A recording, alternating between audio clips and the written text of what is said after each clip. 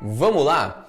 Com certeza você, eu e todos os outros brasileiros estão achando os preços dos carros absurdamente altos. E realmente eles estão bem altos. Porém, há bastante tempo eu venho escutando pessoas mais experientes dizendo que os carros eram muito mais baratos antigamente. Pessoas que diziam que realmente existia o carro popular na década de 90 e no começo dos anos 2000. Então, para quem me acompanha na plataforma vizinha, sabe que eu fiz um pequeno vídeo fazendo um comparativo entre o preço de alguns carros no passado e o preço de agora, levando em conta o salário mínimo da época e o de agora. Porém, como lá eu tive pouco tempo para falar, aqui hoje eu vou fazer uma análise muito mais profunda sobre os preços dos carros. Aqui eu vou fazer um comparativo utilizando dois fatores. O primeiro dele vai ser utilizando a inflação, para ver se os carros realmente só tiveram seus preços ajustados ou se eles realmente ficaram mais caros. E o segundo vai ser utilizando novamente, como no vídeo anterior, o salário mínimo para comparação. E eu sei que poderiam ser feitas muitas outras análises de diversas maneiras, provavelmente tem alguém da área acadêmica fazendo esse tipo de estudo. Mas como o foco do canal é finanças pessoais e investimentos,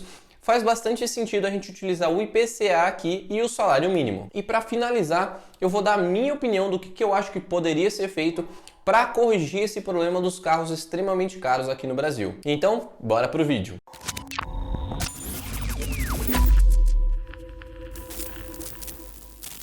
Se essa é a sua primeira vez aqui no canal, seja muito bem-vindo ou bem-vinda. Para quem não me conhece, eu sou Pedro Almeida, especialista certificado em investimentos, e esse é o Mundo do Investidor, onde eu te ensino a fazer seu dinheiro render mais para você ter que trabalhar menos. Se você for raiz aqui no canal, não se esquece de socar aquele like para dar aquela força. Se você for novo ou nova aqui, assiste o vídeo até o final. Caso eu agregue alguma coisa, aí sim considera deixar o like. Então, para começar, deixa eu justificar melhor o porquê eu estou usando o IPCA e o salário mínimo como fatores aqui. Primeiro que o salário mínimo vai servir como uma base para o seu poder de compra. Então, o quanto de coisas no geral você consegue comprar com o salário mínimo. Se a gente pegar o nosso histórico do aumento do salário mínimo, a gente vai ver que no longo prazo a gente teve um reajuste acima da inflação. Claro, aqui eu só vou estar considerando o período acima de 1994, que foi quando instaurou o Plano Real. Vale a pena falar aqui que nem todos os anos o reajuste do salário mínimo foi acima da inflação, mas a somatória deles sim teve um aumento real. Hoje, geralmente, o reajuste do salário mínimo aqui no Brasil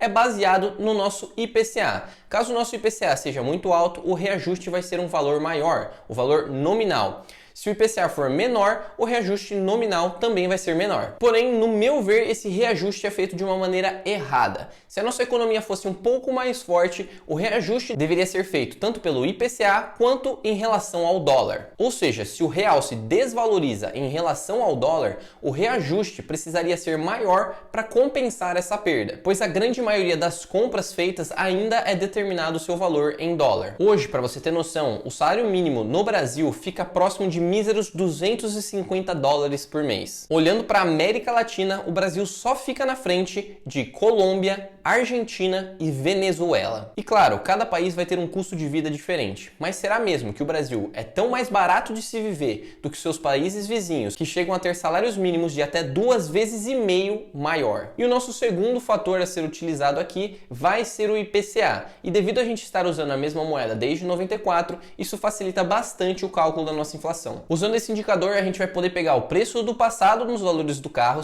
trazer para o presente e ver se esse valor seria menor, maior ou igual. Ou seja, se o preço do carro hoje for maior do que o valor reajustado da inflação do período, significa que os carros tiveram um aumento real no seu preço e vice-versa. Claro que a utilização do IPCA aqui não vai medir com precisão o reajuste do valor que deveria ter acontecido pelo carro, pois o IPCA pega a média da nossa inflação e não das peças em específico que são utilizadas na montagem do carro. Sem contar que os carros de hoje possuem muito mais tecnologia do que existia nos carros de antigamente, e isso também pode causar um encarecimento deles. Bom, então vamos para as nossas comparações. Para começar aqui, eu vou usar o mesmo carro que eu falei no meu último vídeo. O primeiro carro que nós temos aqui é o Fiat Uno Mille EX de 1994. Na época, esse carro estava sendo vendido por R$ 8.139. Porém, levando em conta o salário mínimo da época, que era de apenas R$ 70, você precisaria de 116,27 salários para comprar um Uninho zero. Trazendo esse valor do Uno de 94 para hoje, utilizando todo todos os IPCAs acumulado, esse Uno custaria aproximadamente R$ 59.200. Ou seja, esse Uno continuaria sendo um tanto quanto caro para um carro popular. Hoje nós não temos o Uno mais sendo produzido, mas o seu substituto mais próximo seria o Fiat Mobi. E esse começa a ser vendido por R$ 68.990 sem a isenção. Com a isenção, o valor desce para R$ 58.990. Porém, vale a pena lembrar aqui que essa isenção é por tempo limitado. Então eu particularmente acho mais justo fazer uma comparação com o preço integral. Porém, eu vou mostrar os dois valores aqui. Levando em conta o salário mínimo atual, sem a isenção você precisaria de 52,27 salários. Com a isenção você precisaria de 44,69 salários. Ou seja, hoje o Mobi sem a isenção está mais caro do que o valor reajustado pelo IPCA.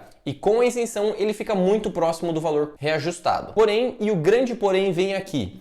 Hoje está praticamente 2 vezes mais fácil comprar um Fiat Mobi do que era comprar um Uno Mille em 94. Ou seja, nessa primeira comparação é muito mais fácil comprar um Fiat Mobi hoje do que era comprar um Uno. Comparação número 2. É um Fiesta 1.4 CLX. Em 97 esse carro custava R$ 19.488. Tendo em vista que o salário mínimo era de apenas R$ 120, você precisaria de 162,4 salários para comprar. Corrigindo esse valor para os valores de hoje, esse carro custaria aproximadamente R$ 92 mil.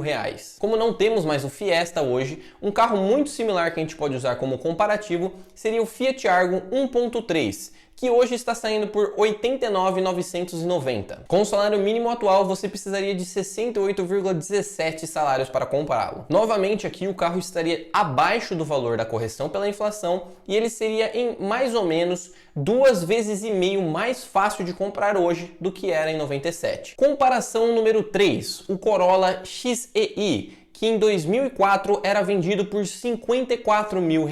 Com o salário mínimo da época sendo apenas 260, você precisaria de 207,69 salários para comprar esse carro. Corrigindo esse valor para os dias de hoje, o Corolla saía por aproximadamente R$ 157 mil. Hoje, para facilitar para mim, esse mesmo carro é vendido com a mesma nomenclatura. Então o Corolla XEI hoje é vendido por aproximadamente R$ 154.990. Com o salário mínimo atual, você precisaria de 117,42 salários para comprar esse carro. Como podemos ver, ele está um pouquinho mais barato do que se corrigido pela inflação e ele está quase 2 vezes mais fácil de ser comprado hoje do que era em 2004. E para a nossa última comparação, o Gol 1.0 de 2010. Na época ele era vendido por R$ 28.790. Com o salário mínimo da época sendo R$ 540, você precisaria de 53,31 salários para comprá-lo. Se a gente pegasse esse valor e corrigisse pelo IPCA, ele custaria hoje aproximadamente R$ 61.500. Hoje, um Gol 2022, que foi o seu último ano de produção, custaria aproximadamente R$ 66 mil. E com o salário mínimo do ano passado, para ficar justo, você precisaria de 54,46 salários mínimos. Como podemos ver de todos os exemplos que eu trouxe aqui, esse foi o primeiro que é mais barato comprar um carro no passado do que hoje. Não por muito, mas um pouquinho mais barato. A pergunta que eu te faço é, você sabe o porquê disso? Não sei se você lembra, mas entre 2009 a 2013, mais ou menos, a gente estava tendo incentivos a comprar carros com reduções de impostos. Exatamente como está sendo feito agora. Por isso que o preço era um pouquinho mais barato na época se comparado com agora. O que me leva ao último ponto do vídeo. Como a gente pode ver, ao longo do tempo foi se tornando mais fácil, quando comparado com o salário mínimo, conseguir adquirir um carro. Porém, ainda assim, está muito distante da realidade de muitos brasileiros conseguir comprar um carro. Hoje, mesmo com os incentivos fiscais, o carro mais barato do Brasil é necessário pelo menos 45 salários mínimos. E isso seria usando todo o dinheiro do seu salário destinado à compra do carro, esquecendo que a gente tem inúmeras outras contas para pagar durante o mês. Sem contar que os valores que eu trouxe aqui no vídeo são todos os valores dos carros sendo feito o pagamento à vista,